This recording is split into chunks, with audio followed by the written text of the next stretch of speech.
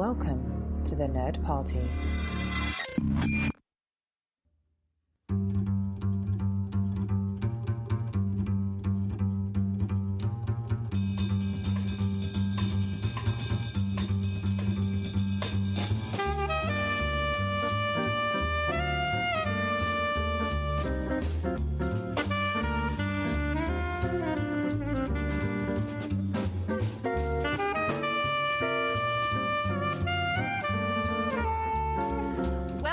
Time and Space, a Doctor Who podcast. I'm Jessica Nunn. And I'm her husband and co-host, Philip Gilfus. Happy New Year! Is it? No, Happy New Year! Tweet!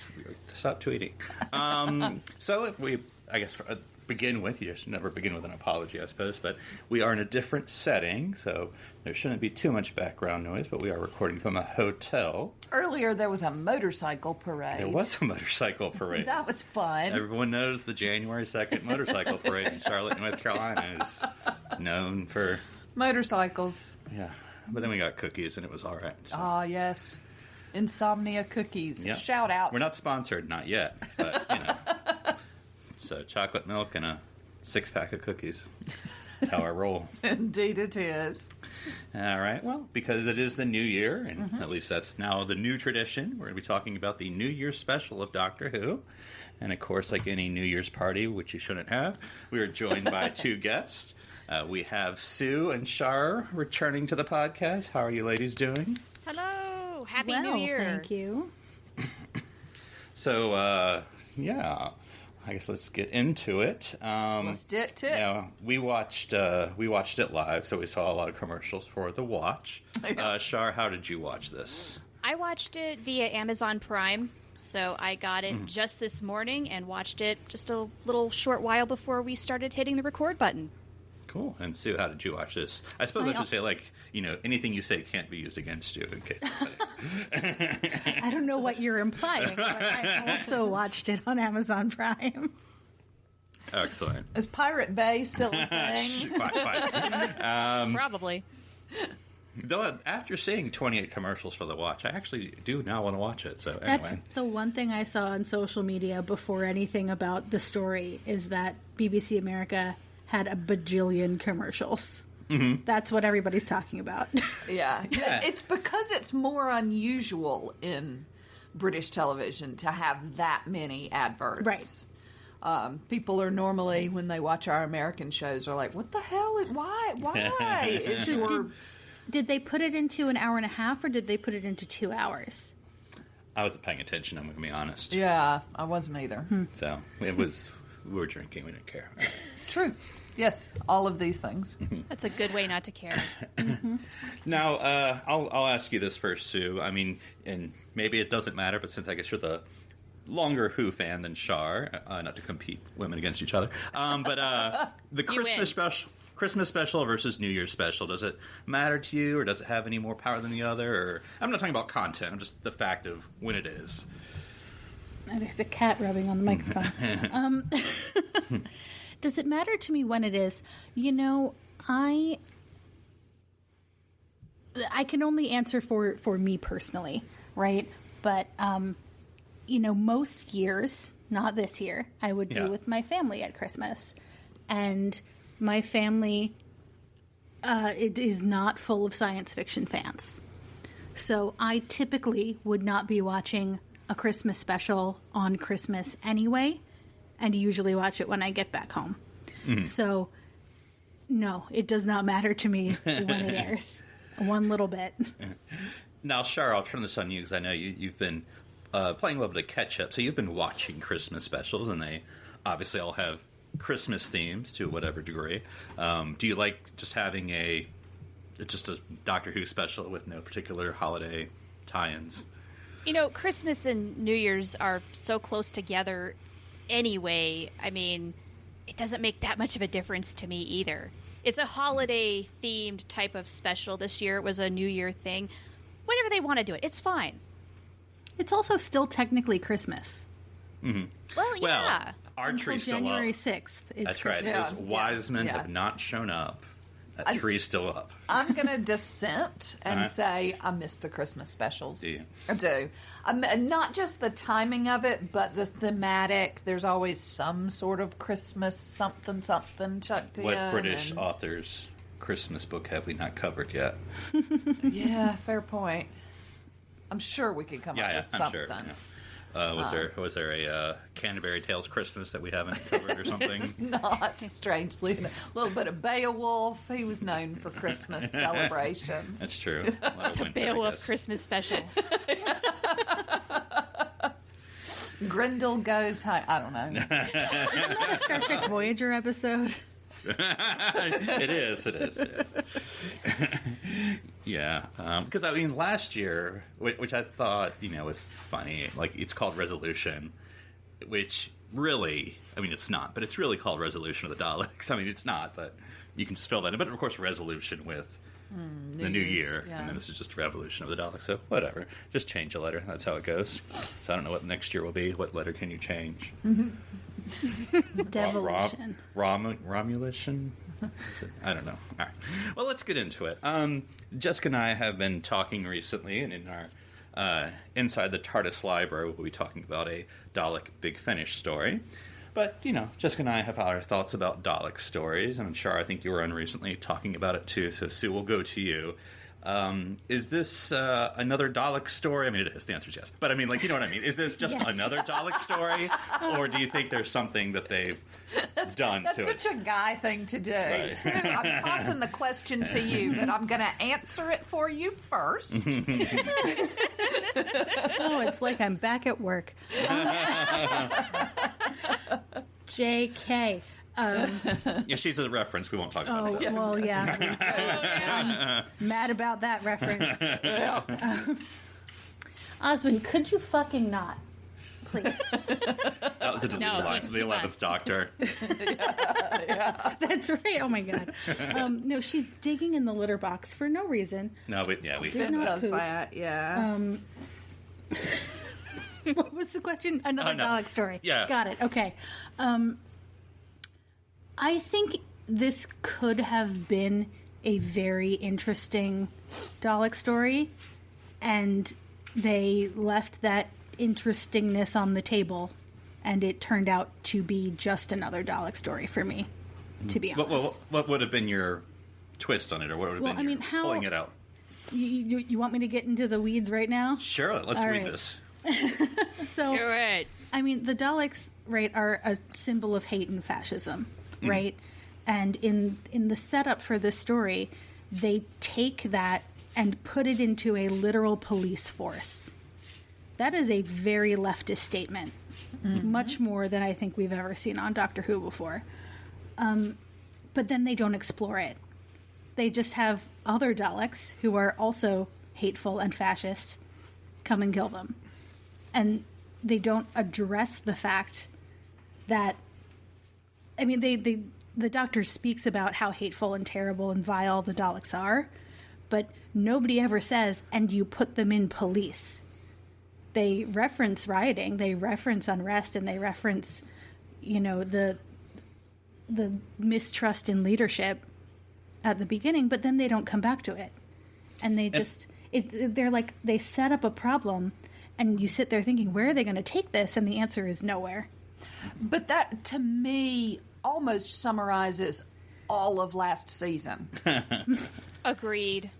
That they sort of, they had something they really wanted to say, but instead of telling a story, they just sort of said it. Either at the beginning or the end. I don't know if the they one where chickened they out. were underwater and at the end they were like, see, pollution's bad. And I'm like, wait. I don't know if they chickened out or just didn't know how to handle it. What I'm wondering is, are they trying to be a little subtle on the social commentary just because in our first season with the 13th Doctor, some people were saying, oh, they're trying to be PC and woke and all this stuff, and people weren't necessarily digging on that, like, hey, it's too in your face. So are they trying to be more subtle about it now? And then in doing so, like you said, Sue, they're kind of dropping the ball. There's some opportunity for some serious social commentary here, but what are you trying to say? Mm-hmm. And see, I felt like he dropped the ball several times on this, which is why my answer to that is I'm not sure it's about the social justice where he's trying to be. Because the goodbye to Ryan and Graham, and I know we're way jumping into things, but that wanted so desperately to be poignant, and it wasn't at all, I didn't think. Okay. Something was just missing, and I think that's the same thing with it. Yep, they had all the right ideas and even a lot of the right ingredients, and it just... A lot of it fell flat. Flattened. Yeah. Oh, interesting. Okay, I've got bones to pick about scenes that should have a massive high impact, and that wasn't necessarily one of the ones I had in mind, though, so I can't wait to discuss this more. Well, and I'm trying to remember, this obviously wasn't filmed recently, and that's not an excuse, but I'm giving them a slight allowance, because I think this was filmed pretty early in the year, if not... I don't know why I want to say it's filmed 2019. That doesn't make sense, right? It would have had to been filmed in 2020, but for some reason I want to say it. But it doesn't matter, you know. But I think we just finished, finally, watching the latest season of The Crown. And I don't know whether it's just because I just watched it, but the woman who plays the Prime Minister, the new Prime Minister, has like a Thatcher, or has a Gillian Anderson Thatcher voice. It is Gillian Anderson. Yeah. So the woman playing Thatcher is Gillian Anderson. So that part makes sense. I see what you're saying. The woman who plays the Prime Minister and Who had that impression. Yeah. I mean, yes, we just talked about it, you know, we'll talk about that in our big finish as well. But and also the security, and again, look, I'm American. I'm talking from an American point of view. But the whole security thing is very Theresa May. You know, stability or, you know, security, whatever that catchphrase was in her election campaign. And so, I don't know. Also, it's their country. They can do whatever they want. But, like, I guess we need another prime minister. Like, how many prime ministers have Doctor Who killed? I mean... Is this the shortest tenure on record, by the way? Yeah. I mean, yeah, it was. You know, pretty short. A couple days, right? At least the Master had a couple more days than that, you know, so... I can't remember. Did she not... She just got and it was, and then voted they were by her rolling party. it out. Yeah, I couldn't because we did the 10 months before. Between The and all Crown, that. the big finish, and this, we've had a lot of prime ministers. And that's evil. true. Yeah. Well, what about you, Don? You know, we've always critiqued, in some ways, Dalek stories. What did you think this added anything? Could have done better? I think, just as far as the Daleks go. I think that again, it could have been really interesting. This idea of building the Dalek casings and then the Daleks coming separately, the Daleks themselves, could have brought us back into the Fourth Doctor's genocide. What, do I kill them all or not? And I think we also get a little taste of the one with Ace. Remembrance of the Daleks. With the Dalek on Dalek purity, violence. Dalek on Dalek violence. I feel like there are things that they could have explored in much more detail, and again, just didn't. Yeah, and I mean, this is nitpicks. I mean, my critique. I don't include you. You can sign it. My critique of the Dalek story is that, and it's kind of like true with any like Cybermen. I would include in this, like. It seems, especially in this 21st century, when we have the CGI, and like, I can make $1 million. And I'm like, but isn't one supposed to be like with Resolution? And I don't know, Sue, how you felt about it, or I can't remember how you felt about it. But neither can I. Yeah, but that was one Dalek, and that was. I thought that was an interesting Dalek story. I mean, I'm not saying it's the best ever, but like it was interesting because it was one, and the premise has always been one Dalek is really, really scary. But then every other story has 1 million CGI Daleks. I'm like, well, at that point, you know, is it really scary? You reach a point of diminishing returns, right? 1 is scary, 2 is twice as scary, but at a certain point, like 1 more Dalek isn't going to make a difference. You're still going to die. Yeah. And you kind of lose, which I know they tried to have sort of like the main baddie Dalek, but it would have been almost an interesting story if you never had the biological, if it was just the Dalek shell, because you can go into that commentary of that there is no organic thing, and so haven't we become the Daleks? You know, I've been watching too much Star Trek lately, which is always. But what is that? What does that mean? What is she talking about? I don't know, baby. They harped so much in the beginning, in the introduction of these police drones, on them being run by AI, right, and connected. I think they even mentioned connected to a network. So, when we realized he cloned the Dalek, I really thought that this one Dalek was going to tap into the AI network and control them that way. Which would have been really interesting. And different. Mm-hmm. And you make that one character, I mean, I'm not going to say you have a character arc for a Dalek, but you have something to that one clone Dalek, and versus just, now there's a million. And then we don't get the repeat scene of a Dalek taking over a person and controlling them, just like in the last one that we saw last New Year's. And we went for the cliche of, the scientist is so brilliant and yet does not realize what he did and then pays the price. Yep. Yeah, I don't want Chris Noth to be the voice of reason. Yeah. I don't want Biggie telling us what to do. No. All right. Well, moving on to hopefully a happier subject. That is Captain Jack Harkness. He's back, Jack! Baby. So, I love him Char, so much. Yeah. well, we'll tell Char, what'd you think of his role in this special here? He can't not enjoy the fact that he broke the Doctor out of jail, whatever the heck it is. I'm always happy to see Captain Jack. I don't care what he's doing. I don't care if he's reading the phone book. I don't care if he's taking a nap. I will watch Captain Jack do whatever he wants. But Wink. His role in the show, I think, was pretty good. I mean, he and Yaz have a very good talk. And initially, when I watched this scene, I thought, shouldn't she be having some parts of this conversation with the Doctor? But then they kind of equal that out when Ryan and the Doctor have a heartfelt moment. But one of the scenes that did fall flat for me was when the Doctor and the companions reunite, and Yaz just gives her this massive shove. I'm just like, that's how you're going to say hello?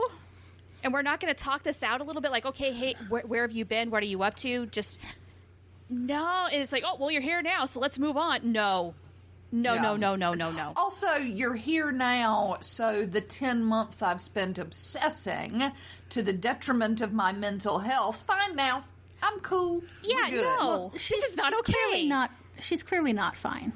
No, they need to be and having some serious talks now.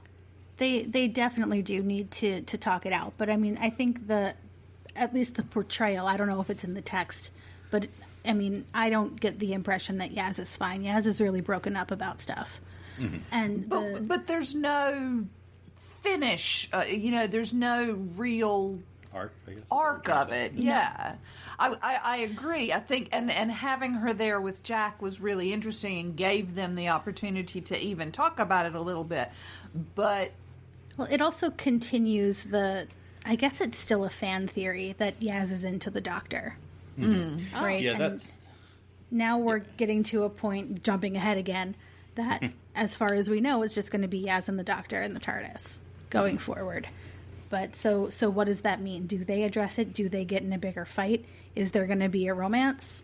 I mean, or are we going to chuck another old white guy in there? right. Okay. Is Jack going to show up more? Who knows? But a little menage a trois. Jack would love that. Yeah, wouldn't he? Well, one thing, and Char, I'm glad you enjoyed it and appreciated that scene, because I know you haven't watched Torchwood, and not that obviously you don't need to because you enjoyed it, but it was weird when that scene started with him and Yaz. I was kind of like, well, this is kind of a weird scene. But then, the more I got into it, who else has really shown suffering of waiting for the Doctor? Which he could. Which I'm not trying to make the scene longer. He could have added a line or two "Try waiting 100 years, baby." That's because that's what Jack did when because on Torchwood, it ends with him on the space station at the end of season or the series 1 with Chris Eccleston. He goes to Earth. This is all backstory. But he in the late 19th century. And then longer than that, I guess, 100 years. But then he doesn't find the Doctor again, which you picked up with the 10th Doctor. By then it's been, 2001 or 2000 or whatever. And so he's been on Earth for over 100 years waiting to pick up the Doctor. And so you saw that reunion, Ashar, when you were, I know, watching the 10th Doctor. But, yeah, he certainly had some issues. Yeah, so. even though... sorry. No, go ahead. So even though I haven't seen Torchwood, as you mentioned, I was able to piece together that there was some sort of backstory here that I wasn't completely in touch with. And so that, I guess, I was able to piece together why he was qualified to have this talk, which is why it worked for me. Should Jack be giving the companion counseling? Yeah. Well, I think they need it. He's the one that's seen a lot of it, right? I mean, he throws out kind of casually that, Rose is trapped in another dimension. Right. He could have brought up Donna having all of her memories erased. Oh, did I ruin it? Oh, No, it's fine. It's fine. She'll forget. I will. Oh. Or shoot, even Sarah Jane. Yeah. I mean, there's been a lot of terrible outcomes for a lot of the Doctor's companions. And to be honest, that's kind of why I always like it when a companion leaves on their own. Which is why I really respect Ryan's decision. I do think the scene kind of was meh, but I get it. I get, there are things I have to do here. There are things I want to do here. But Jack, I do think Jack was the right person to have that conversation with Yaz because he's seen it all. And I actually think that was possibly the best scene of the episode for me. Oh, yeah. This is, of course, the nerd in me.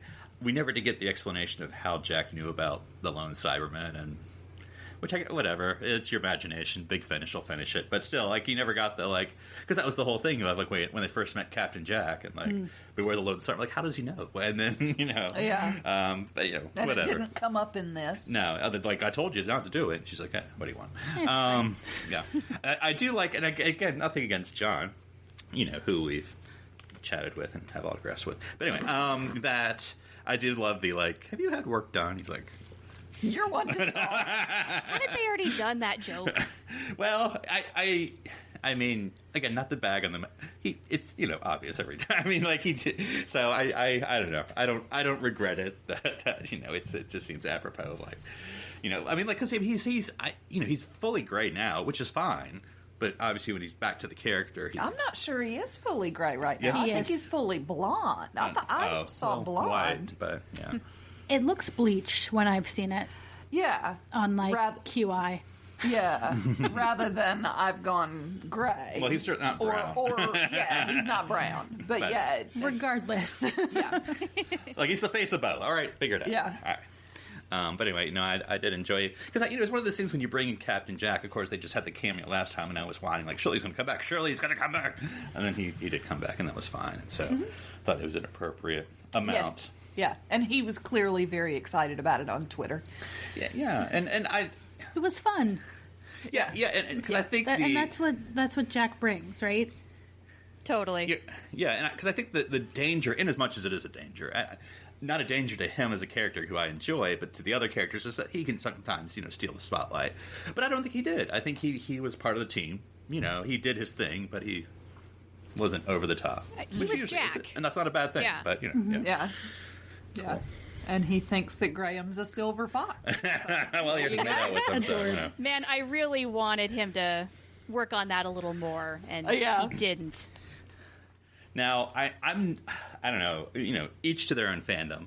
I'm not those who's always like, we need another Torchwood. It's I've seen Miracle that we don't. But we did have that sort of tease at the end of, Char, I don't know if you caught this, but anyway, this is one of the members of Torchwood is Gwen Cooper. So when he said, I talked to Gwen Cooper and blah, blah. Okay, no, I did not catch that. So we sort of have at least... let that door be there, that if Big Finish or real life or whatever wants to have another series of Torchwood, he's now back on Earth. Whatever happens next, it's good to know that Gwen Cooper is still around. Yes. With her, I With guess, her son. toddler. I was going to say baby. He's probably a little more grown up now. Yeah. He has boxing gloves. Kid. So, yeah. Kid, yeah. Where's Reese? I don't know. Probably at work, I guess. I don't know. All right. Well, let's move on to, we kind of got into it, but let's kind of really get into it. The companions. Let's go through all three here. So we've talked Yaz, but, let's really get into it.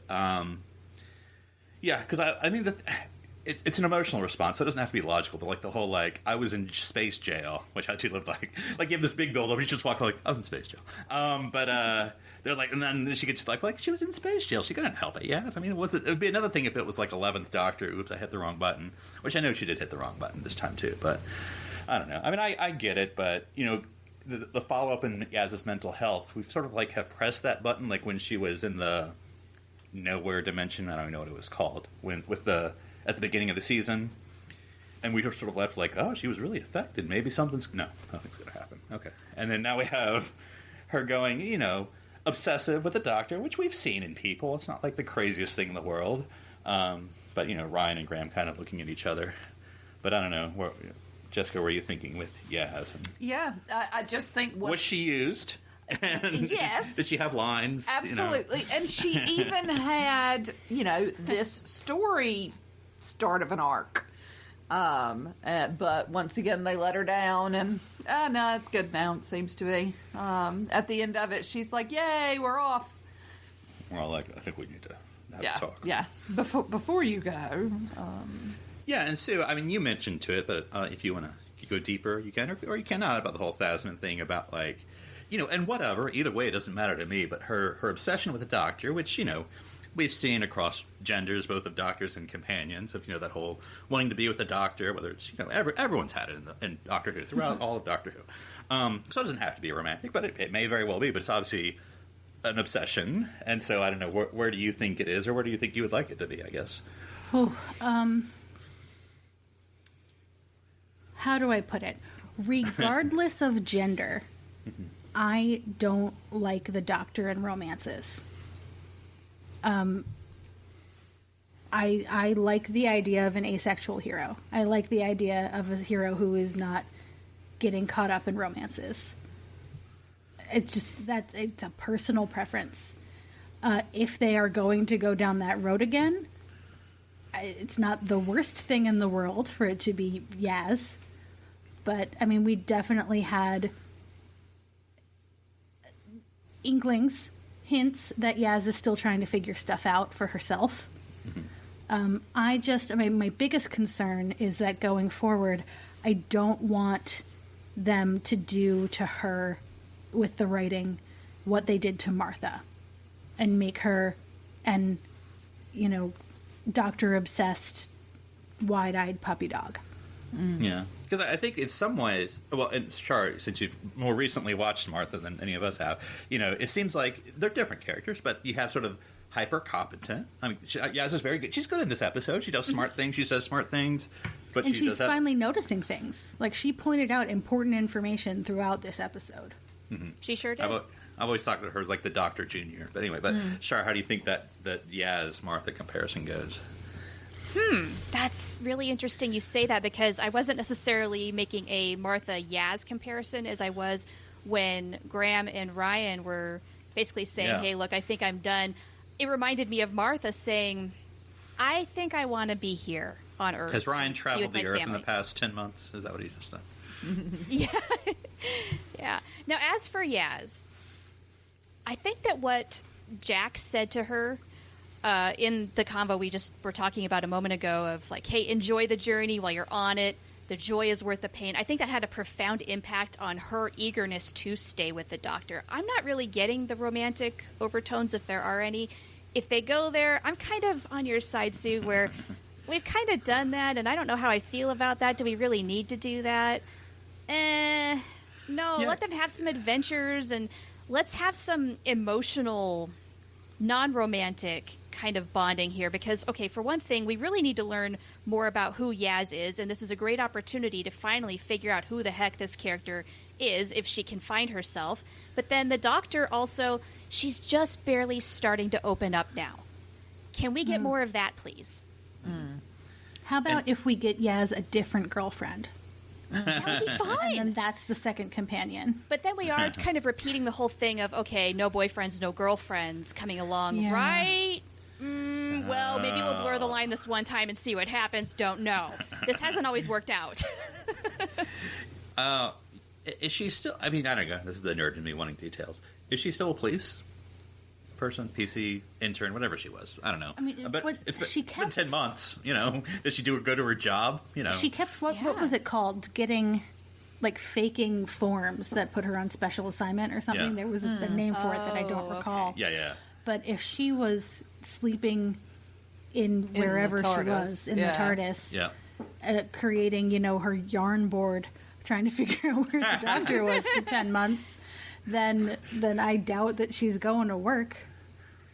No, probably not. I mean, it seems like she's there full time, obsessing, trying to figure things out, which went approximately nowhere, by the way. I was really hoping the companions would be working together to either find a way to contact the doctor or be the ones to rescue her.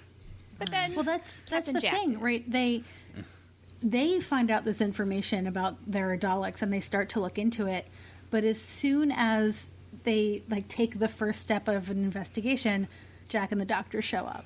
Yeah. So it's basically taken from them. It undermines everything that they've done for themselves. It really sells those 10 months short. Yeah. All that work, whatever they were doing, doesn't matter. And we just move on from it. That's kind of now disappointing. That the doctor's back, we can go on. Yeah. Yeah, I guess.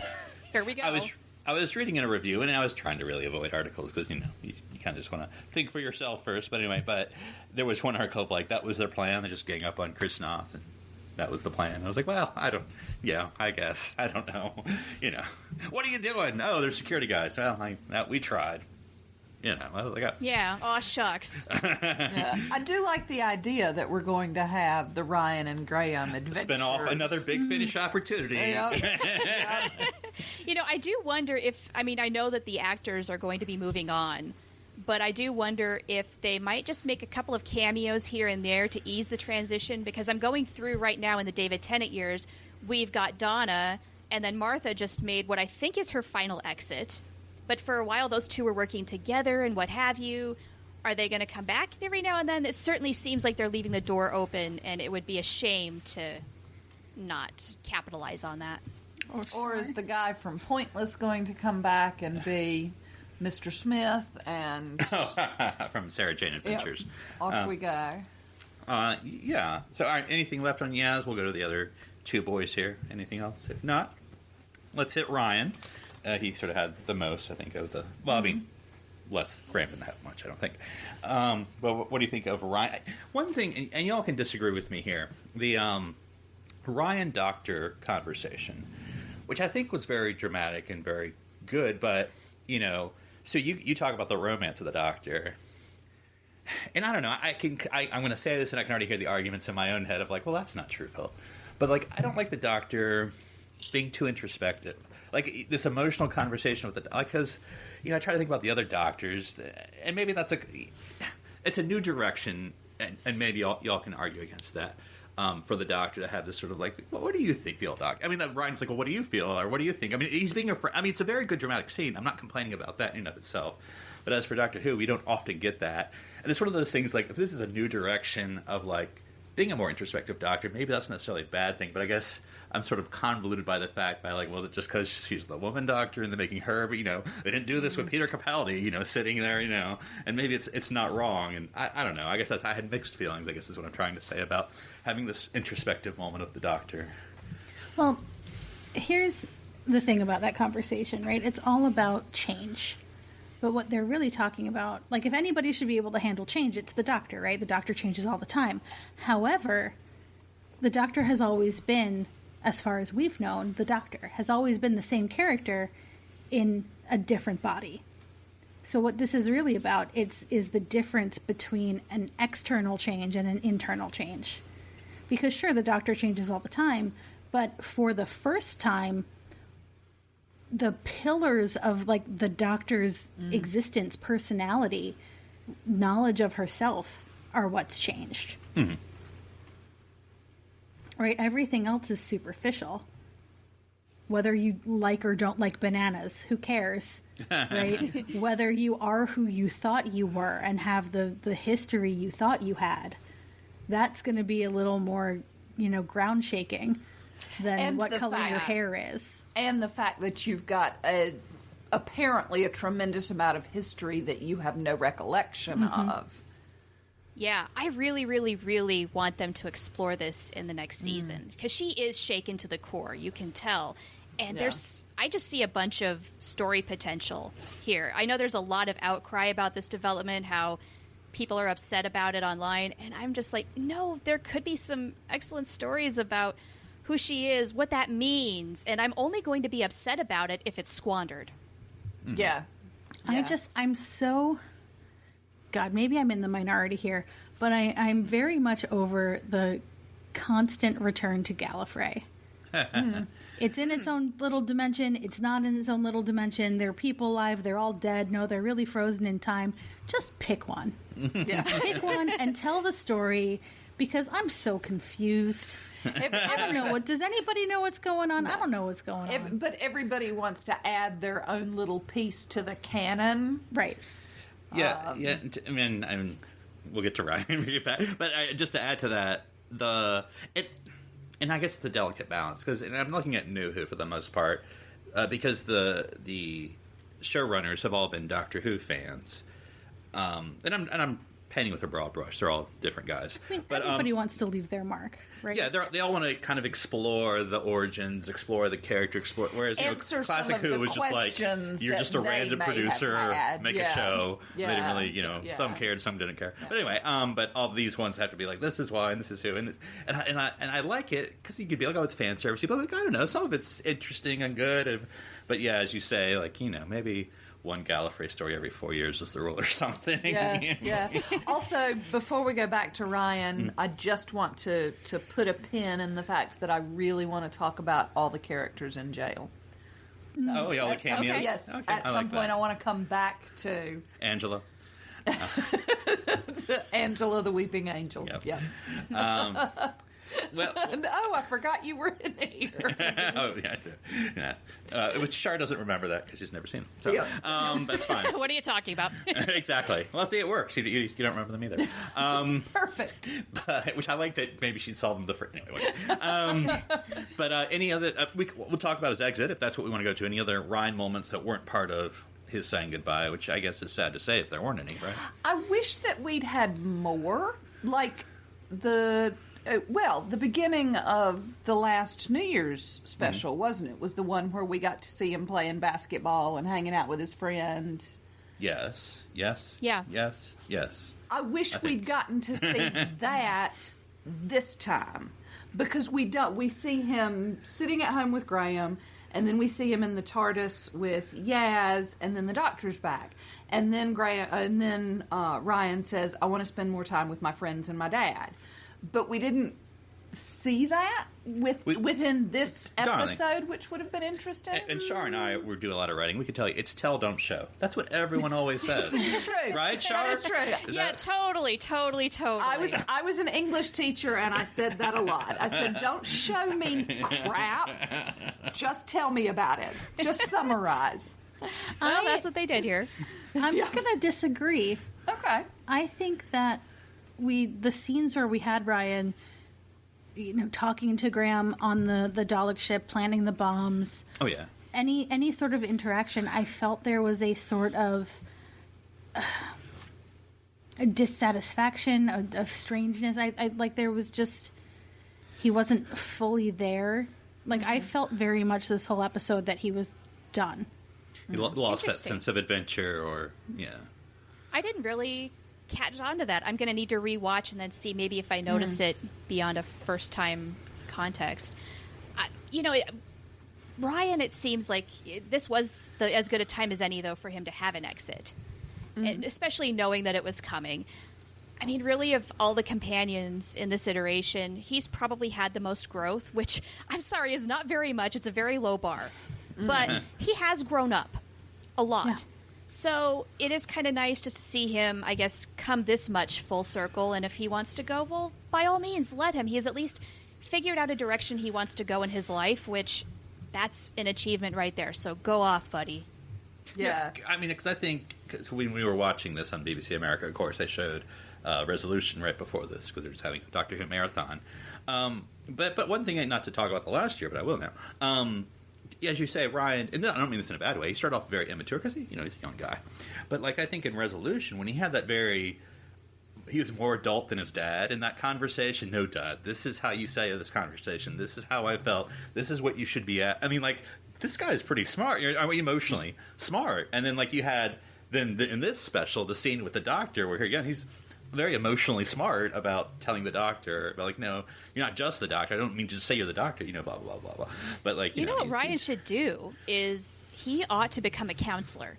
Because as you just said, he's very emotionally intelligent. He really knows how to kind of get people to open up a little bit and talk about things they're not comfortable with, like the conversation that he had with the doctor. He had such a good counselor kind of voice in that sense. Well, how did that make you feel? What were you thinking? That sort of a thing. Just those open-ended questions. They were perfectly timed, and he managed to actually get her to talk a little bit. That's what he should be doing with his life, in my humble opinion, which nobody cares about. Well, I mean, not that career is life, but I was interested in what he's doing because, warehouse worker last I knew. I didn't know what he's... I mean, he's, you can personal growth, and that's fine. You still have to have your dumb day job. But I didn't know what he could have thrown a line in about what he was doing. But anyway. I did like the going back to learning to ride the bike. Me too. That was a great bookend. And it wasn't successful. And I think, if he had, the trope would have been like, oh, I'm fine now. And it's like, no. Yeah. I have come a long way, but I still have dyspraxia. Yeah, but he went a little further, right? Than he did the last time, and that was the point, and I love that too. Yeah. He went and he's still trying. Whether or not he goes further each time, he's still trying. Right, and if we got to think back to that very first time. The part of that scene I was not a fan of was the weird grandma ghost. I didn't like that. Yeah. I was like, why? Because then you got to worry if she's actually a frog. It felt. Are they regenerating? Too on the nose. Like I'd rather. I get that they're both thinking about her, but one of them could have just said it. Yeah. I really wish she was here to see this. I really wish she could have experienced some of these things. And it would have been lovely for Graham to start that. I really wish she could have seen you making this further, and then Ryan saying something. Tell, not show. I'm telling you. Yeah. I love you very much, Grandpa, fist bump, you know, whatever. Yeah. Yeah, all right. Well, if, and it was interesting in that last moment, well, in the TARDIS that last moment, you guys just like, I'm going, okay, we got it here. You got issues. And then, like... settle down. You sort of had the Goldilocks. You sort of had, like, yes, and Ryan's like, no. And Graham's like, and so, unless you have anything else to say about Ryan, I mean, what would you think about Graham's exit of like, well, I mean, darling, you know what Graham's was? If he's not going, I'm not going. That is exactly what I was going to say. If he's not in, I'm not in. Honestly, if Ryan had chosen to stay, I think Graham would have too. Because really, Ryan is what he has. He's going to be wherever Ryan is. And so once Ryan said, no, I want to go back, that got Graham thinking. And suddenly, he's just all, I think I want to go too. I guess I wish that had been a little more explicit. He said he wants to be where Ryan is. Yeah, he wants to watch his grandson, yeah. And he says, I would love to keep doing this. But the most important thing to me is being with my family, and this is my family. Yeah. And did he get anything else? I mean, it's a lot going on, I know. Did he get anything else in the whole episode? He didn't really have much to do on his own in this one that I recall. Yeah. He really, he was really background. He has been one of my favorites throughout their run. Yeah. Loved him. Yeah, and I think from Jessica, it was the underdog. Yeah, for me, it was definitely a low bar to start with. She's like, why is he Bradley Walsh showing up in my Doctor Who? Yeah. And spit on him. And then I got my comeuppance. There you go. He's gone now. Are you happy? Anyway. Graham has a charm to him. I did enjoy him. I loved him. Because I think he always had that background quality. Like, he never tried to be up front. He was always glad being background, supporting Ryan, supporting the doctors, supporting, he's literally a supporting character. And he was happy to do that, and so. Well, I mean, it feels to me like his character really existed on the show to show Ryan's growth and their growth together. And that's, from where they started, from Don't Call Me Son, We're Not Related, to, like, this is my family. I think that's an arc for the both of them together. Mm-hmm. Yeah, and really, Graham's arc, I think, resolved itself fairly early on when he started moving on from the death of Grace. Mm-hmm. And then we had this basically kind of like a year of, okay, and then it's just him and Ryan. And we did say this in one of our prior podcasts. I guess I want to say it out loud. I'm glad no one got killed. Yes. I mean, you know, Yes. there's a lot of ways companions go. Somebody did deserve to die, though. Who is Lots that? of humans died. Well, yeah, the Prime Just Minister not anybody died. we knew the name of. Not the ones in the opening titles. The F-off sellout Robertson, he deserved to die. I was looking forward to that. I was going to find that really satisfying. And of course, no, the bastard gets to live on, because they always do. Yeah, and maybe run for president. Oh, no. Another Don't we get enough of this in real life? Did nothing with. Yes. Well, I always thought that was a weird character. It's like, we want to have a Trump character, but that's not Trump. He's the anti-Trump, but he's Trump. I'm like, just sounds like you want a Trump. I don't know. Barf. But, yeah. And we've kind of talked about this, so we can just breeze by it if you want. The doctor. So we talked about, you know, how she's dealing with the aftermath of the timeless child business. How did you think she did? You know, I mean, it's called Doctor Who, right? How did you think the doctor did in this special? I mean, this isn't a real complaint, but I'll always say this. I feel like the 13th Doctor, not since, I would say, the 5th Doctor, have you had a Doctor this, how do I say this in a nice way? Often not able to change their circumstances. I mean, I don't want to say a weak character, but I mean, that's, which again, I have a mixed feeling because, you know, the criticisms of maybe prior Doctors, they're all like godlike powers and can do everything. You know, I do like having a smaller scale Doctor who can't control the universe at a snap of the fingers. But then again, my mixed feelings like, well, we're just doing this with the woman Doctor. Okay. But you know, like I can't envision any other Doctor having to sit in jail for 19 years. I'm like, they would have figured it out and wouldn't need rescuing. But I don't know. I mean, I'm not trying to. I don't know. That's my mixed feelings about. And I get that she's having to deal with her re-identity, so maybe that sort of, for lack of a better word, weakened her. But I don't know. You suppose But she 19 also- days would have been better? Would that have been enough time for introspection, and then Jack could have broken her out? Maybe would it have helped if she had tried to break out? If we had seen that?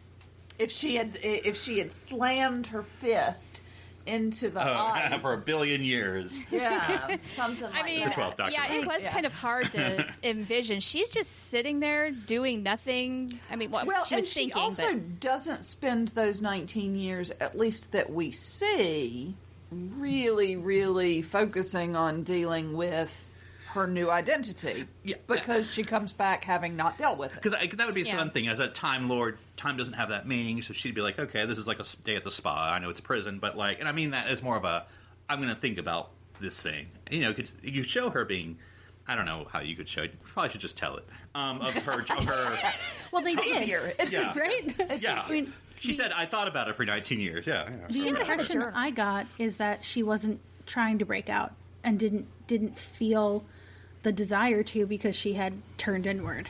But she says, be strong, they're waiting for you. When she's doing the markers. Yeah. Maybe, I mean, they didn't tell us this, but maybe the plan was just to serve her time and then use her time machine. Who knows? I don't know. Yeah, I she feel said they like- added a few crimes while she was there, I think she Right. said. Or 77,000? Only 7? But not just in Jodie's series, but going back into really ever since the 50th anniversary. For me, I feel like Doctor Who has jumped around so much. They'll start a story and give us a cliffhanger, and then the next episode starts somewhere else entirely. And it has been... I feel like there are so many threads from the last several years that don't get tied up. And I don't know if that's just the direction the show is decided to take for some reason. But I feel like so much of it lately has been so convoluted. And that is why, in my opinion, we still, I feel like, don't have a great idea of who Jodie's doctor is. Yes. Because every time we have an episode with her, they take us a different place, and she's in a different situation. And, you know, we meet Ruth, and we get this timeless child information, and the master shows up, and then he's just gone. And they're somewhere else doing some other thing. And there's, like, I get it's a time travel show, but your audience experiences time in a linear fashion. Yeah, but really, I mean, you could have all those experiences, but you need to see some growth, right? How is this shaping you? How is it experiencing, or how are you experiencing it, and how is that, I don't know, how does that reveal who you are as a doctor? I agree, we're not getting a whole lot of that, and knowing that doctors change hands every so often, I feel like the clock is just ticking like crazy, and that's really disappointing. There doesn't seem to be a through line. Yeah, I agree. Just conceptually, and this is Larger's picture, and I'll talk generally for Char here, because I don't want to spoil a thing. But, like, after Asylum of the Daleks and the 11th Doctor, it seemed to me that was like a reset. We're going to try to make the Doctor smaller again. It's not going to be this powerful god, like, because they're erased all memory of the Doctor, basically, from, you know, computers. And so you could have these sort of smaller adventures and not have the global, well, it's always, you know what I'm talking about. But, you know, have these smaller adventures. But then, like, it just seems like a couple episodes later, like, whatever, back to God power, you know. And so, you know, then you had the 12th Doctor. And so, I don't know. Yeah. That's why I liked what they did with Jodie in her introduction, where she was sciencing things, right? She made her own Sonic, and she didn't snap her fingers and get saved. We saw her figuring stuff out. And they sort of dropped that. Like, I was very excited for that to be an aspect of the Doctor, and it stopped being one. Yeah, like I'm thinking of like the Pating episode, which I guess people don't like that episode. But anyway, the Pating episode where she was all sciencey about the warp. That's not what it was, but about the warp core, you know, blah blah blah, and all that stuff. Warp particles. Yeah, whatever it was. Oh well, yeah. But yay, Pating! We got to see a Pating. Well, let's take this one. We're going to talk about the jail cameos. I love that a lot. Yeah, like I did too. It's certainly fan servicey, but it felt to me like it was the right amount of it. And if you're gonna pull that kind of gimmick, the place to do it is in a holiday special. Yes, yeah, absolutely. Also, a little bit Torchwoody. Of know, the jail cell? Oh. Yeah, the jail cells downstairs in Torchwood. You've gotten to the Ood, right, Char? You got an Ood there. Yes, Bonnie and Clyde for you. Yes. Yep, Angela, the weeping angel, who, when she looks away, is all of a sudden right there. The Pating, who is trying to chew its way out. I've told you can't. And the silence. Yeah. Yeah, I know. I agree 100%, Sue, but I appreciated the joke. Oh, the joke was great. I just am not a fan of that story. No, I'm not either at all. And also, I don't know. I don't want to add anything to this special because there's already a lot there. I think you start adding things, you're going to break it. But what did the Judoon? What was her crime? In other words, I mean, because I think that's the interesting thing. Because to me, the obvious thing, maybe it's not obvious, and I'm wrong. The obvious thing is that that's supposed to be a Ruth crime, right? That's a Ruth Doctor. That's what the whole the episode, Judoon, Fugitive, whatever, Fugitive the Judoon. That's the whole name of the episode. That's the crime that 13 is now being jailed for. Is Dr. X, whatever number there are. And now I want to know that story. Like, what did Ruth Doctor do? But I mean, that's sort of the thread now that's left hanging, which we now, kind of, which I mean, not to bring Discovery on this, but that's always like, maybe they'll solve it next season. With the Ruth Doctor, well, I guess they'll solve it next season, and maybe they will, maybe they won't. I don't know. I'm still mad we haven't seen Ruth again. Yeah, that's the story I want to know. Tell me about Ruth. Yeah. Yes, thank you. You're just going to open up that can of worms and let it sit there and rot? Come on. I'm still mad we didn't go to Gallifrey in 2016. Or 2014. Mm-hmm. Yeah? I don't remember. 64, right? Yes. Yeah. 2014. Oh, boy. My brain is bad. Sorry. All right. let's go mixing down. up my franchise years. Oh, that's right. It's 63. I always remember it's Kennedy assassination. 63. Damn it. Even worse. So Don't at me. So I have a list of sort of the bigger guest stars because, Jessica and I always complain guest stars is what this series only cares about. But I don't think they overdid it. You can disagree. Like they usually do. I would agree. Of course, they had John Barrowman, so that's, Yeah. But anyway, so we talked about Chris Noth. I think we kind of already talked about him. If anything else about just that apparently he's going to come back every season, which, I mean, that's not a bad thing. I mean, I'm not saying it's the greatest thing in the world, but... I find it jarring, just for me. Yeah, to have this, I guess, B-lister American actor show up in Doctor Who. Oh, yeah. It is random as an American actor. Yeah. I just find it really jarring. I mean, of course, I feel like I know him best as Logan from Law and Order, but... Yeah. So yeah, if anything else. Moving on, the Harriet Walter, not in and of herself, but I don't know what you think of the evil cabinet minister / prime minister. I don't know. Not to be confused with Harriet Jones. Yeah, no, we know who she is. We know who she is.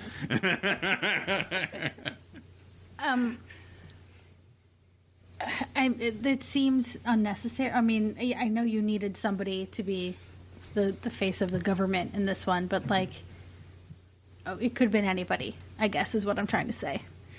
Yeah, and again, I know we're making fun of it being a running joke. For the first scene of not the previously on, but they took the shell, they put it in a truck, the guy got... I'm like, you could have told and not shown that. Like, if we're going to expand the special to do other things, that 3 minutes could have been, told. I mean, yep, they stole a thing and now it's there. I mean, that's 3 lines you could have done without having to do a 5-minute. But wait, there's a very important lesson to be learned from that scene, and that is don't buy tea from random roadside stands. Yeah, but the thing is, you got to buy tea from the random roadside stands in England. It's a thing. You have to. You have to. Government law. It's a rule. License Oh, fee. like you have a quota you have to fill? Tea quota? I see. Yep.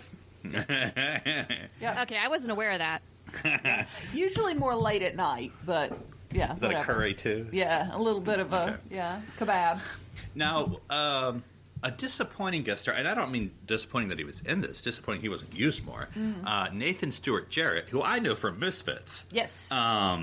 And I'm like, he did not do anything in this episode except I'm a scientist who did stuff, and now I have a Dalek on my back, and now I'm dead. I'm like, dude, you got him for that? Yeah. Pretty typical of a Doctor Who guest role, though.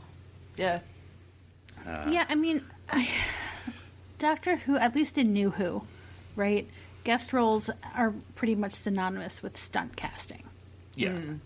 Right? We got But this famous person for one episode. But I feel like he's not really No, famous he's a working enough actor, presumably, but yeah. for it to have been a stunt casting, but he's good enough and slightly recognizable enough to you ought to use him more. Yeah. I don't know. I mean, of course, this goes into the... But now I want to watch Misfits again, so there's that. I've never saw the last series, which I don't know if that's actually good or not. Yeah, But I'd like to go back to that.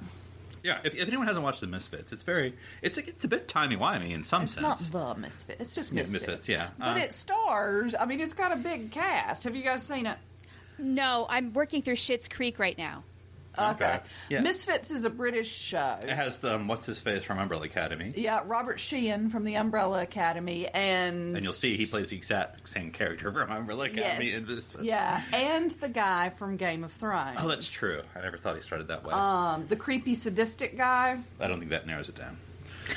the young creepy sadistic guy. I never watched it, so I don't know. Yeah, who was creepy sadistic to Alfie Allen. But anyway, it's like Heroes, except it's 4 people on probation, and it's nothing. They just stay where they. Oh, is it 5 people? Anyway, 5 people on probation, so they're in their orange probation suits the whole time, and that's the whole. They don't ever go anywhere except that. But it's like lightning or whatever. It Yeah, was. they got hit by lightning, and they all have superpowers now. But they just stay where they are. It's it's a sort of a small scale, and they're not It's good great. guys. Yeah, no, it's good though. So yeah, It's a fun show. It's funny. Okay, Anyway. cool. All right. Well, that was pretty much it. We'll just do the round table. Char, any final thoughts on Revolution of the Daleks. I'm trying to think. I think we covered quite a bit of it. I mean, maybe the best line that we didn't talk about was toward the very end, where Yaz might have changed a lot for the Doctor when she said, "It's okay to be sad."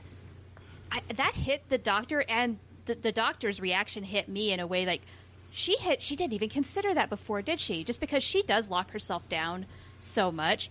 I'm hoping that that's not going to get lost next season. Like in the way that we were talking about, okay, maybe this is a more emotional Doctor. I think it's okay to be more emotionally available, male, female, whatever, if you're a doctor, timey-wimey or not. But you're going through things. Let's talk about them. You've got to process your journey, whatever it is. Aside from that, I guess my final thought is that there's some really good ideas, but a lot of missed opportunities in this story. It reminds me of a Voyager episode where they've got the kernel of a great idea, they just don't completely, fully execute it. And No. and that's really just kind of where we leave off. Like, you get us this far, but where's the follow-through? Yeah. Sure, I think you're right. That's a really powerful line and a really powerful moment. And I think it might hit us especially deeply this year. That it's okay to be sad. Yeah. And, I mean, not the Doctor is always, like, trying to put the positive spin on everything. But if I may expand it into life, like, I think that things like social media and Zoom calls and the way we present ourselves on the internet gets everyday people stuck in that, like, everything has to be great and I'm supposed to be happy all the time. And you have to be on. Yeah, Happy. And creative. Yeah. No, it's okay to be sad. Yeah, not everything has to be a Robin Williams act. Right. There were some good moments in this episode, but I think looking at it big picture, overall, I'm just kind of disappointed / frustrated because they had that good kernel of an idea, and I wanted, the first 20-30 minutes of the episode had really got my hopes up for so much more, and it all just kind of had the bottom taken out from under it. Yeah. So, I mean, I'm hopeful for what we get next, and I guess that's it. I'm hopeful. I'll let you go last, Jessica. So, I mean, I don't think I have much to add. That I don't know, because I mean, I don't know. This is me, my personal opinion. Because I've been, not the greatest fan of Discovery, and so, into my fandoms, I'm like just watching things like, because I got to, because I'm a fan. And so I don't really always feel connected. And so with Doctor Who, it's been a while, obviously, since we've had new Doctor Who. Not since the beginning of, I have to say last year now, 2020. And which, on and off as far as what we thought of that season, ups and downs. And so I was going in this one like, all right, we'll see. But I don't think it was bad. I don't think I came away disappointed. I mean, it's not the greatest thing in the world. I didn't come around, punching the air or anything. But, I was, I think I was able to enjoy something that I like, which is Doctor Who. And I wasn't like crying or anything when these companions left. But they didn't really give me much to cry about. I mean, I like the companions, so I'm not trying to say that. But like the episode didn't give me much to cry about. Like he made a decision. He said bye, and okay. And Graham's kind of like shrugged and leaves, and like, okay. Well, I mean, I agree with I support you. Like I pressed the button, retweet, and so other than that, lots of things we said we could have done better. And I'm a fan of, it kind of reminds me, we haven't gotten to it in our watch now, so I may change my tune once we actually watch it.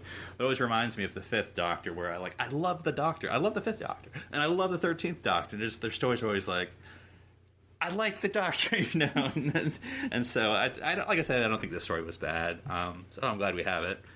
So it was just okay. So, I don't know. Jessica, what do you think? Yeah, reiterating so much of what everybody else said. I think for me, because we haven't seen it in so long, I get so excited. I'm like, yes, yes, yes. And it's always going to be a little bit of a letdown. And then it's even more of a letdown when you're like, oh, come on. You could have done... And so, yeah. I feel a little let down. And again, some of it's my own fault. I got way too excited. But yeah, I don't feel like I'm seeing Chris Chibnall's best work. Yeah, I can't remember your exact quote, but you're like, Chibnall, ugh. Yeah. I mean, that was not. I think your quote was like, "I'm not looking forward to next season." Basically, is what you were kind of saying. Yeah. If I may say more, even though I finished already. Absolutely. I think there are, whether we're conscious of them or not, I think, this group especially, lots of people have higher expectations of this doctor because she is our first woman doctor, because whether it's true or not, it feels like so much is riding on how she is perceived by fandom, about whether we'll have other women doctors, whether we'll have, people of color playing the doctor. And it feels, because it's, I guess, experimental, quote unquote, it feels that everything has to be perfect. So it's even more of a letdown when the stories maybe aren't that great or are just mediocre. If I may just bring Voyager back into the fold one more time. I mean, there was so much pressure on Kate Mulgrew to portray Janeway that I think that show kind of suffered a similar fate, where they're trying to tell good stories, and a lot of times they're okay. A lot of times they're decent, but falling short. And then there's just so much criticism all around, whether it was deserved or not. And this show is kind of doing the same thing. And it's a little disappointing that we even have to be talking about that in 2021. Yes. Yeah. Your Star Trek Doctor Who podcast. Absolutely. Which is my other one's my Doctor Who Star Trek.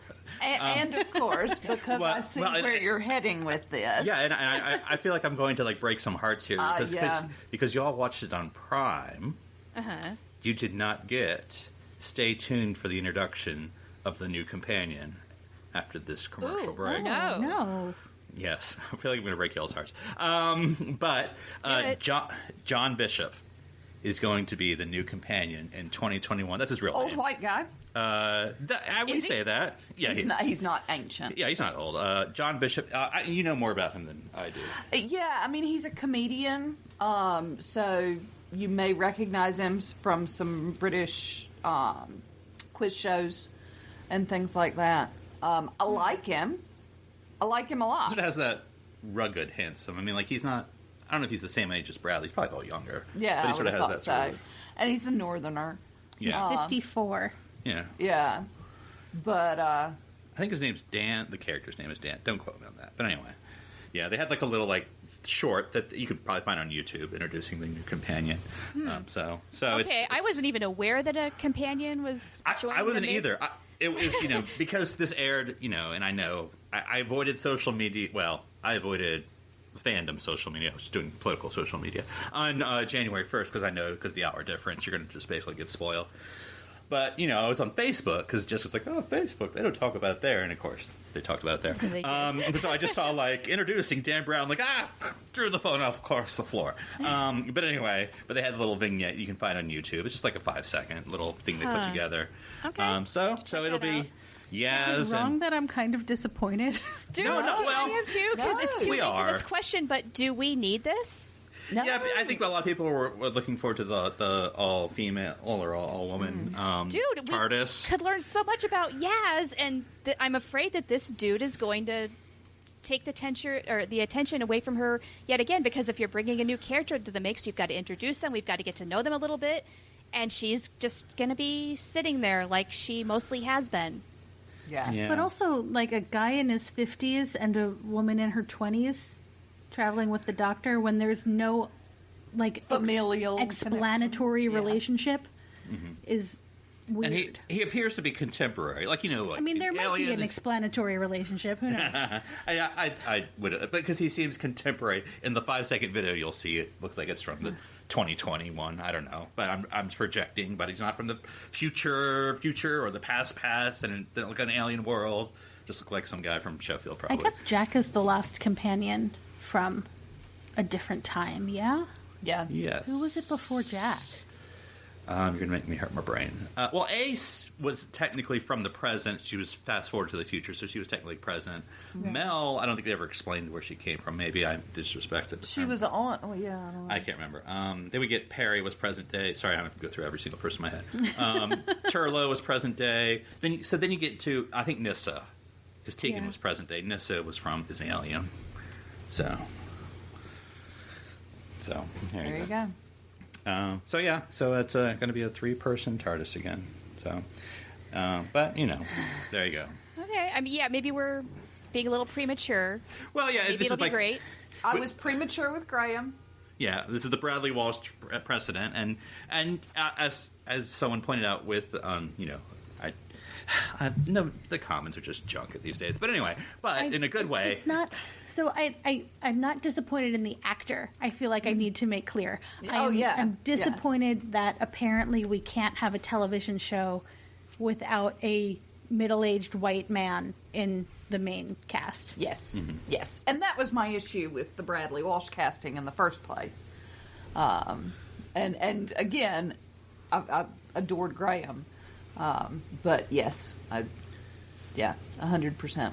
Yeah. So, but I don't know. Yeah, no, I agree 100%. I would have wanted to see. I mean, not just to have the women, but just to have the 2-person doctor companion and a companion that we've. I say we, me and Jessica, but I'll include you all if you want me to. Who we've not gotten enough from. That's where's Yaz every season? Where's yeah, Yaz? totally agree. If she's by herself. God forbid we get Yes now, but I guess we can't have nice things. I know, and I don't know what Chris's philosophy is, and I guess I do because we have 2 seasons of it. But the other 2 gentlemen, showrunners, seemed comfortable to have the 1 doctor, 1 companion, and so, not always. I mean, Nardole, blah blah blah blah, but generally speaking, 1 doctor, 1 companion. So, I mean, it's like, do they not? Because do they not trust? What's her real name? But anyway, do they not trust Yaz as an actress to carry the whole thing by herself? Yes. Yeah. I mean, that's. Yeah. Yeah. What's up with that? I don't know. Like I said, we'll probably all love Dan, and he'll be our favorite companion. Who knows? But yeah, it's just disappointing that we just. It's disappointing for Yaz. Yeah. That's the big issue for me. Mm-hmm. Well, sorry to down everyone down, but well, before we go into the TARDIS library, Sue, any final Doctor Who thoughts for your 2021 Doctor Who hopes and where people can find you? When are we supposed to get more? Are we getting more this year? As soon as they can, they said. I mean, if I remember, because I don't read every article, but I believe there's it's always abbreviated, but even more so an abbreviated season. I've heard that, whatever that means. Of course, that's like Discovery for But anyway, 10 episodes or something. I don't know. But that's all I know. My 2021 Doctor Who hopes. I hadn't honestly thought about it because I didn't think we were getting any in 2021. We might not, but so I guess that I would say my 2021 Doctor Who hopes is that if they do begin production, they do so as safely as possible. And that they get, and that they get as many different kinds of people looking at their stories as possible, and really focus on bringing us some good content the next time they bring us stuff. It'll be interesting if they're filming in quarantine. Perhaps we won't see quite as many guest stars taking over the episodes. Hey, that could be all right. Yeah. A lot of shows have started filming, and I mean, Star Trek Doctor Who podcast. Discovery. Discovery is going. Yep. Yeah. Discovery is going, and they've I read about they're filming scenes with the actors standing farther apart, even though they're pretty much all quarantined together. They're not doing the Voyager 2 inches across from each other kind of filming. That's 16 by 9. I tell you, it makes a big difference. And they'll be editing it and doing a lot more single shots, supposedly. Picard is supposed to start shooting in February, I think. I think Strange New Worlds is supposed to start shooting in the early spring. But anyway, that if production gets underway, my biggest hope is that everybody is safe and healthy working on it. Well, to that point, You don't want to keep bringing in the old white guys if it's not going to be safe. Well, to that point, I think I saw a video, maybe even just yesterday, that they either have just barely started working on the show, shooting it, or they're just about to, and they said we're going to take things a lot slower because of COVID precautions. So that is on their minds. Thank goodness. I do want them to be safe, 100%. And they do tend to whoop through things. Yeah, and I mean, I'm not an expert, but UK is actually, everyone's getting worse, but UK especially right now. So yeah. So I don't know. I guess we'll have to see how that goes, how well it goes. And they said we'll try and get the show out to you as soon as we can, but obviously circumstances are going to slow us down. Sure. Yeah, I'm not mad about anything being late at this point. No. All understandable. A package in the mail for over a month now. Who cares? Yep. This is the world we're living in now. Yes, absolutely. But you want me to sign off too, right? Please do. Yeah, not that we're kicking you off or anything. I'm Sue. I podcast about Star Trek and feminism at womenatwarp.com on the Roddenberry Podcast Network. Said that out of order. Doesn't matter. You can follow the show on Twitter at Women at Warp or me on Twitter at Spaltor. That's Spaltor. Right. Char, any 2021 Doctor Who thoughts and your sign off as well? Any thoughts? I'm going to do it one more time. It's kind of how I approach Disco. Like, they show that trailer and I get super excited. And then as we go on in the season, my hopes get dashed a little bit, and then I know they're going to wrap it all up as much as they can. They drop the ball on some things at the very end, and then I'm just kind of, about that. And now, my 2021 hope for you, Char, is, I mean, I don't really want you to rush it, but you're going to be finishing the 10th Doctor's run. I am working on it. I promise. I am doing that. Yes. Well, I don't. Like I said, I hate for you to rush it, but I mean, I want you to get the 11th Doctor, but there is good stuff there. So, she's probably in the middle of his last season. She hasn't gotten to the specials yet. So. I'm not quite. I'm more than half, but not quite 2/3 of the way through this season. So I'm with Donna. But with Donna. Okay, so you know Donna as a companion and not just as Runaway Bride. Yeah, she's a de facto companion from what I'm gathering. Where she's not really the companion, but she's been going on all these adventures. I mean, they haven't made it Facebook official yet, I guess, or something. Yeah. Granddad's the real companion. I love Granddad. He's fantastic. Wilf is amazing. Yes. I will defend Donna Noble with my life. Oh, yeah. And that's not what this episode is about. But it can be. I can't wait to talk about this. Come back for another whole hour defending to talk about Donna. By hint, Sue. hint. Well, as soon as Char's done, we can get to it. All right. Well, I'm working on that. Whenever my husband plays poker, I watch Doctor Who. That's my time to do that. So now that the holidays are over, he'll get back to that, and I'll get back to it too. So let's see. Yeah, going into 2021, my hopes for Doctor Who are, I guess, just to keep watching what I need to catch up on.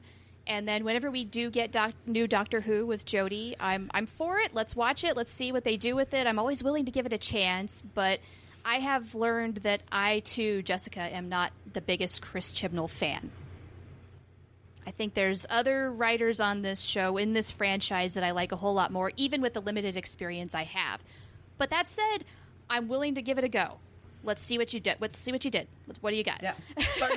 Third time's the charm? Maybe. I was hoping so for Discovery, and it's still kind of half and half. We'll see, though. The season's not completely over.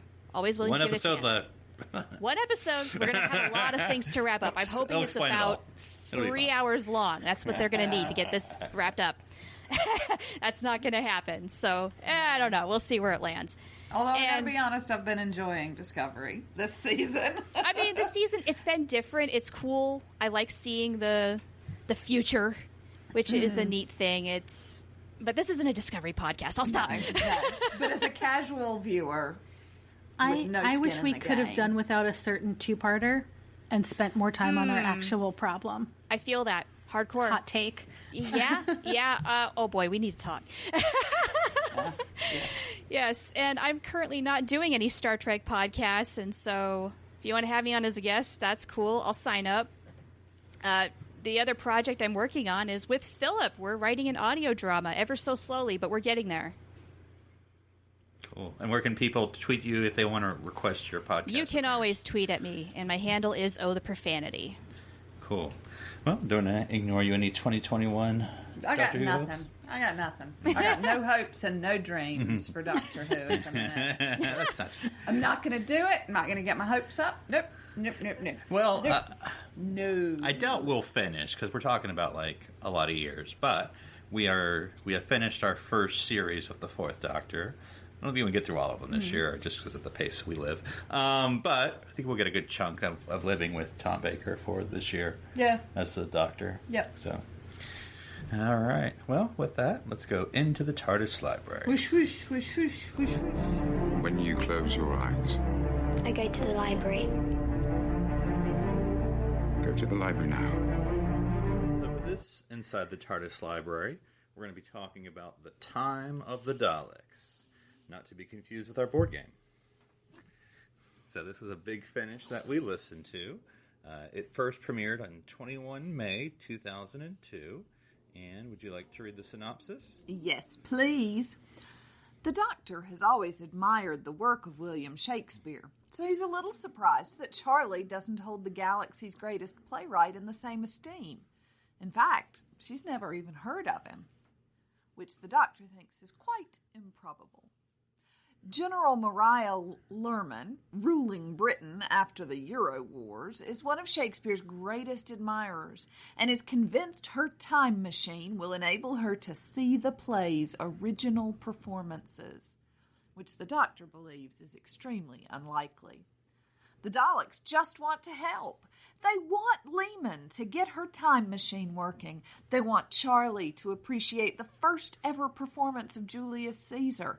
They believe that Shakespeare is the greatest playwright ever to have existed and venerate his memory, which the Doctor knows is utterly impossible. Now, this is the first big finish we've listened to in a while. Yeah, it has been a while. Well, because a lot of times we listen to it when we're on holiday, on our way somewhere, and We haven't gone anywhere. We haven't gone anywhere. So, there you go. What'd you think of this, returning back to the Eighth Doctor and Miss Pollard? Yes, I always enjoy visiting with the Eighth Doctor and Miss Pollard. Yeah, I like some of the premise. I found this a little convoluted. Well, we were sort of turning this into a Dalek theme, of course. Yeah. So, what did you think of it as a Dalek story in and of itself? I didn't feel like the Daleks were necessarily necessary. Yeah, I mean, it could have been any monster, really. And it didn't even really need to be a monster. I mean, you've got Just bad guys. Yeah, the Prime Minister lady who wants to have Shakespeare for herself, and then you've got the rebels who are fighting against something that was a little bit unclear. And then the niece. And then the niece, Viola, who is the niece of the Prime Minister, but also maybe on the rebel side. And then you throw Daleks in the mix, and then you throw time travel in the mix. And it made it really hard to hold it all in my head and picture what was happening. Well, I don't know if it was just because we've been watching The Crown. I don't know if the general is supposed to be a Thatcher person, but I'm like, it really sounds like Gillian Anderson doing this in her Thatcher voice. So I don't know if that's supposed to be the writer sort of throwing that as a reference or not, just because we just happened to listen to it recently. But and then you laughed when they mentioned the Eurozones and the single economy and Britain fighting. All the Brexit stuff. Yeah. Well, this is 2002, so yeah. Yeah, no, exactly. I know, but yeah, it felt very timely, all of those sorts of things. So yeah, there were a lot of really interesting and good things about it. And, I'm always down for a Shakespeare story. It just felt really convoluted. I couldn't keep up. Well, what'd you think about the Shakespeare element? Because, certainly that's the whole premise. And, I don't know, spoiler, I guess. He's in it, but not really. Which I kind of figured that's who that was. But anyway, but it honestly doesn't have to be about Shakespeare. Like, in other words, it doesn't seem that meaningful to the plot. No, I would It could have agree. been Again, any cultural member of British history, and they pick Shakespeare, and I'm like, if you're going to pick Shakespeare, I mean... do something with Yeah. it. Other than name some of the characters and chuck out some of the language. And it was just a lot. Shakespeare and the Daleks and the government and the anti-government and the time travel and it felt like a Christian story. Yeah. Also, I didn't get necessarily... So, I mean, I think it's an interesting premise, don't get me wrong. You know, that, Charlie can't remember Shakespeare. I mean, that's how the whole thing starts. And then there's the time bubble or whatever, anyway. So, anyway, I never really got why the general wanted to get rid of Shakespeare. I mean, well, what they say in the story is that basically the general thinks everyone else is stupid, and she's the only one who can appreciate him. So she wants to erase him so only she has knowledge. But that doesn't... I mean, other than she's crazy. But yeah. But again, that would have worked without the Daleks. Yeah. Like, she and her science minions have created a time machine, and so she is making this choice. And I guess I mean, it's interesting. We've talked about the New Year's special and now this, and now I'm reading a book, and all three of these stories are like, what if everyone thought the Daleks were nice? So, I mean, like, you had the... as we talked about in the New Year's special, like, the friendly Dalek defenders. And then in the book I'm reading, the Dalek generation, I'm only like a third of the way into the book, but it's basically like, there's these humans living in the colony, and the Dalek Foundation has made them all, and Daleks are good and everything. And now we have this one, like, what if the Daleks are good? And I'm like, we've kind of done this story, haven't we? Because I'm like, now I'm thinking about the 11th Doctor story, World War II, Churchill. I know, do you want another tea? I don't know. It's like, okay. Now, in defense, this story did come first in 2002. Yeah. So I can't defend them, or, can't argue too much against this. But I would say, as a premise, it's not a bad thing. I've never seen it work. Right. I think that's the thing for me with this, is you keep trying it, and it keeps not working. So try something else. Yeah. I think the only time it's ever worked was when Clara was a Dalek. Oh, I see. Or which I think has happened more than one. But but when it wasn't Clara, it was the Asylum of the Daleks. You're talking about, souffle girl. Yes. A little twist at the end there. Yes, I think that was the only time I've ever seen it work in any form. And that was confusing. Yeah, and the Doctor didn't know she was a Dalek until the end. Yeah. And then she didn't know she was a Dalek until after that. Yeah. And then you sort of had the timey-wiminess, which, again, didn't land necessarily to me because I couldn't envision why the rebels are in 1500, Shakespeare time, whatever it was, 1577, whatever it was. Like, it seemed like the rebel base was, or the gathering was there, the rebels, and Violet, whatever her name was. Viola. Yeah, had put them there, and then... Because it was Viola and Mariah from 12th Night. Oh, is that? See, there you go. Yeah. And then the fact that Viola had stolen Shakespeare to keep him from being stolen, and so she had self-fulfilled that prophecy, and there was a lot that I just didn't get. Like, Viola stole him, which was actually the start of the problem that she was trying to solve, but then there aren't any repercussions from that at all. Yeah, because I think and again, I mean, we're kind of criticizing here, but I think the premise is interesting, but then you sort of have, like, the modern day to this story, which is, like, 21st century or whatever it is. Maybe it was further in time than that. But anyway, that you have, like, some of the soldiers, or some of the guards of New Britain here, like, some know Shakespeare and some don't, and some are... Which I get that they do this whole thing of, like, well, until the possibility happens. But, like, again, like you said, what's the difference? Like, okay, nobody knows Shakespeare anymore, so... Yeah. Yeah, I mean... Yeah. I mean, I get the cultural significance, but I don't know. Suddenly, Ben Jonson gets to shine, and Kit Kit Marlowe. Marlowe gets his second chance. Yeah, his renaissance, if you will. Yeah, I was meh.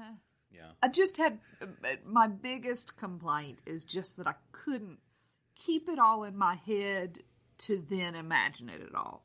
Sort of magic mirror.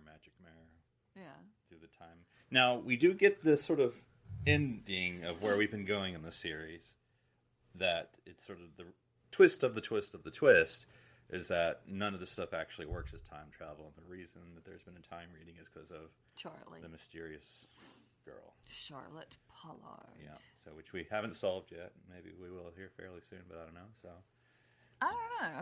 I feel like when we finally solve it, she's going to be gone. yeah, And she's going to be put back on the Hindenburg. it wasn't the It was something. It was something. The Blimpie. The Blimpie, the Bernie Blimpie thing. Yeah. Yeah. That's not the Hindenburg. So yeah. Unless it there you was, go. and I've forgotten. But No, it's I just don't been think it was. No, I feel like it was made up. well, no, I think it was a British A real ship, airship. Yeah. Yeah. Zeppelin. I don't remember. Anyway, yeah. Because we listened to part of there was a story about that But that anyway. Big Finish did. So yeah, there you go. Well, the next one after this is Neverland, and the one after that is Zagreus. I think that was the first one we ever listened to. Right, that yeah, with really the didn't make whispering, sense, and yeah, you the just- whispering, all yeah. the whispering. Yeah, so I don't know. Something to maybe look forward to. Hashtag not look forward to, but maybe it'll just make more sense this time since we were listening to it Yes, randomly at the perhaps. Yeah. Perhaps. All right. Well, until next time, maybe watch something that's not a Dalek story. But anyway, We'll see. Yeah, enjoy the Doctor's many adventures throughout time and space.